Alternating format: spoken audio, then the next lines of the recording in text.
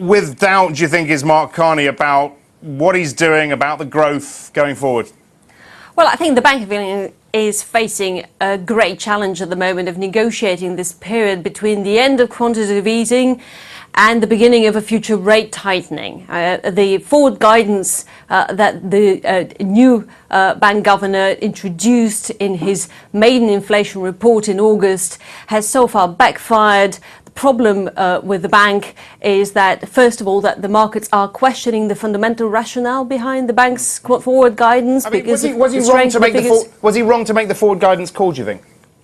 Well, I think that for so far, because of the novelty of the forward guidance, the focus has been probably a little bit too much on the form, the framework, rather than the content. I think what the governor has got to do, and of course what he has been trying to do, is try to steer the message towards the fact that the bank will not be in a hurry to raise interest rates for as long as the level of spare capacity in the economy is so wide. Problem, however, with that is that the conditional interim signal, epitomized by the unemployment rate, a threshold 7%, introduced by the Bank of England to, if you like, disentangle the market's focus on improving growth figures from the expectation of tightening interest rates, has probably confused the markets, partly because unemployment is artificially lifted by part-time jobs, and at the same time, of course, the inflation rate has remained very high. So, right while the Bank of England is trying to send the message that we're going to be in a forward rate, a steady forward rate environment, the reality has been a volatility. But importantly, this has not been a volatility specific to the UK. We've seen similar stuff in the US and the Eurozone money markets. Well, I mean, what is your thoughts on growth now in Q3? I mean, they're saying 1%,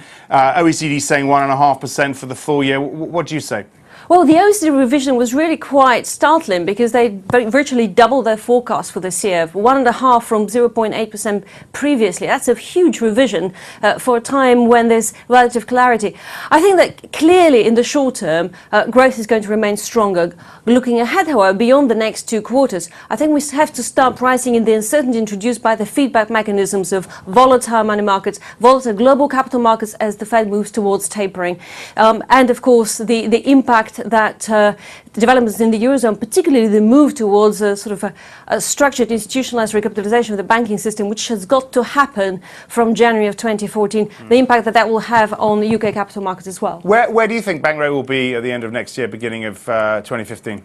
Oh, actually, I don't expect the bank will be able to raise interest rates for a while yet. I think that we're looking at 0.5% for a while longer. There are 2 reasons for that. The first one is that the Bank of England's balance sheet size is just really high. The bank will have to allow some drawdown, if you like, of bank reserves in order to be able to regain. A good example is the spread that we have between the overnight market rate, the SONIA rate, and the bank's target rate. And the SONIA rate has been fairly volatile around bank rates. So before the bank can start maneuvering short-term interest rates as it has traditionally done before QE, I think we need to see a stronger control over the balance sheet. But the more important thing, I think, Axel, here is the policy reaction function to the real economy. The markets expect, perhaps prematurely, the bank will be responding to stronger growth figures.